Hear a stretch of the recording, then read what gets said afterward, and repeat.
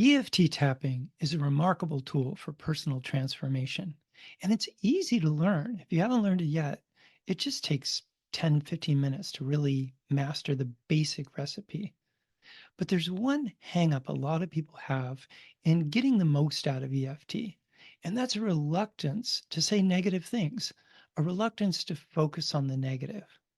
But that's exactly what makes EFT work almost magically. So today I'd like to give you 5 reasons to focus on the negative while tapping. So, reason number one, this is actually how EFT works. What we're doing with EFT is we're interfacing our conscious mind with the subconscious mind, which is very powerful, right? So, we do that with the tapping by communicating with the limbic brain, the emotional brain. And the key player there is the amygdala. The amygdala has this crucial job of monitoring everything coming in through your senses, especially sight and sound. And it's comparing that endless stream of information with a kind of memory bank of every bad experience you've ever had, or even that you witnessed or heard about. And when there's a match, even if the thing that's like setting it off is kind of irrelevant or not germane to what's happening, whenever there's a match, the amygdala kind of turns up the red alert and turns up stress. You become more stressful. You can even flip over to fight or flight. That's the amygdala.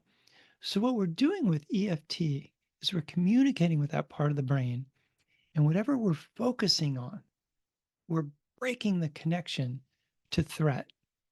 We're telling the amygdala, okay, well, this is no longer a threat. If someone has a spider phobia and they're tapping on, their fear of spiders, after a while, the amygdala just says, okay, spiders aren't a big deal anymore. So that's how it actually works. And the threat is something negative, whether it's an old stuck emotion, some kind of situation, particular person, or whatever it is, we experience it as a negative. And so that's what we need to tap on. So that's reason number one. Reason number two, I want you to imagine, if you will, you got a terrible gash in your arm and it's all full of crud, maybe, dirt or even like little bits of gravel or something. And so you rush to the emergency room or urgent care center and a nurse takes a look at it and says, "Oh my, that looks terrible. Here, let's wrap that wound up with a nice sterile bandage." How's that? Now, if that actually happened to you, you might have some reservations like, "Hey, didn't you forget a step there? Like, don't we need to clean out the wound to wash out the grime and the gunk and whatever, and then it can heal?" Well, yes, absolutely. Just putting a bandage over the dirty wound, it's probably just going to fester, right? Well, the stuff in the wound, that's the negative stuff that we're tapping on. Whether the wound is an old terrible memory from childhood or the circumstances you're going through right now, that's the gunk that we're cleaning out. And once it's gone, then the wound can heal. You can remember your childhood memory with no negative emotion whatsoever. The beliefs that were just limiting and imprisoning you into a bad experience of life, they're gone. We've tapped them away. But it's always what's not supposed to be there that we're sloughing off, getting rid of. And that's always the negative, right? So, reason number three, imagine that you went out to eat, let's just say Thai food, and you had some kind of shrimp meal, and you get home and you're starting to think, I maybe one of those shrimp was spoiled because you're not feeling so well. And pretty soon it's like, oh no, I'm going to have to throw up. Well, most of us really hate throwing up, right? But what else can you do? If you try to keep it down, well, that's not going to go well. You really have to throw that up. So, a friend comes along and says, "Oh, no, you aren't feeling well. Here's a piece of candy. It's nice and sweet. Try that. Maybe that'll make you feel better." Well, that's not going to work. If you actually eat the candy, it's just one more thing that has to come out, right? But what happens when you do throw up the spoiled shrimp? Well, you're going to feel relief, right? You're going to feel so much better. You have to clean your mouth out, whatever, but finally you can get back to feeling normal again. Well, EFT is a way of throwing up, getting the old negative stuck emotions and experiences out of our system. And so it's kind of gross, but the words we're using in EFT are like sticking a finger down your throat to help you throw up. And the throwing up process with EFT is actually very gentle. It usually happens very quickly, and once it's gone, whatever it is, it's really gone. So, yeah, that's what we're doing. We're not using affirmations, which is like the piece of candy. We're actually naming the thing that has to come up and out.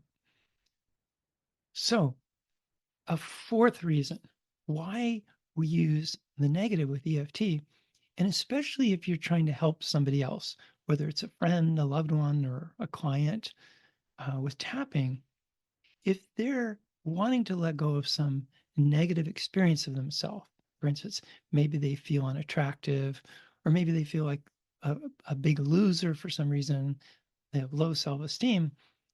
Well, if they were just a friend and you're having a conversation, you'd probably try to, talk them out of thinking that way or jolly them out of it, right?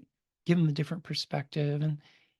And that's all very well intentioned, but then again, the paving material, the road to hell, they say, is good intentions.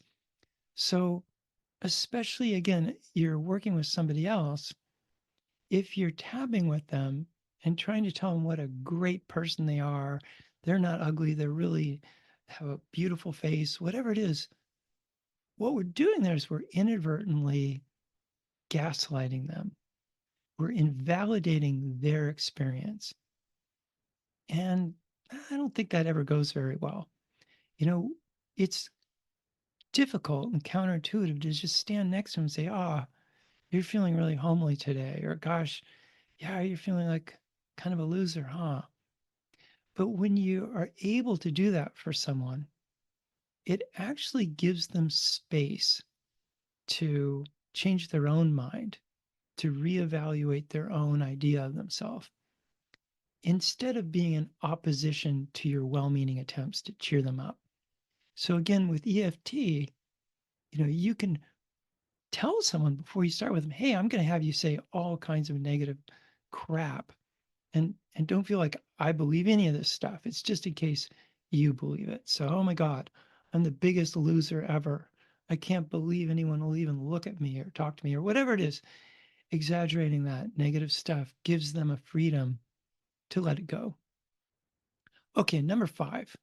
Way back when I was young, I used to have Volkswagen vans and they were all crappy. Every once in a while, I'd have to loosen up a bolt to take something off, right?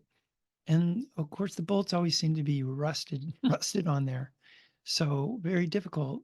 Well, this mechanic one time said, "Oh, well, if you need to take off a rusted bolt, what you do first is you try and tighten the bolt." And that's very counterintuitive. No, no, I want to loosen it. Yeah, but when you tighten it, what that does is it breaks the rust, it breaks the corrosion, and now the bolt can come off. I learned this in my early 20s. So with EFT, tightening the bolt can be taking a negative thought or feeling and exaggerating it, making it catastrophic or absurd.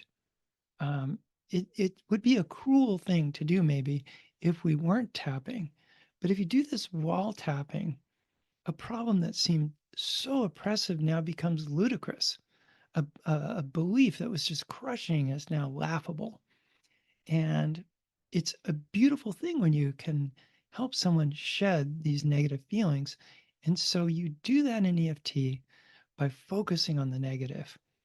Now, I'm not saying there's no room for positive statements. Of course, there is. Throwing in reframes, affirmations, all of that good stuff. But you usually want to leave that to near the end if you're just sort of putting a bow on the transformation. Maybe it's 5%, maybe 10% of the tapping. if you really want to change your life or help someone change theirs. With EFT tapping, focus on the negative. Okay, this is Rob Nelson with Tapping the Matrix Academy. Thanks for learning EFT and thanks for watching.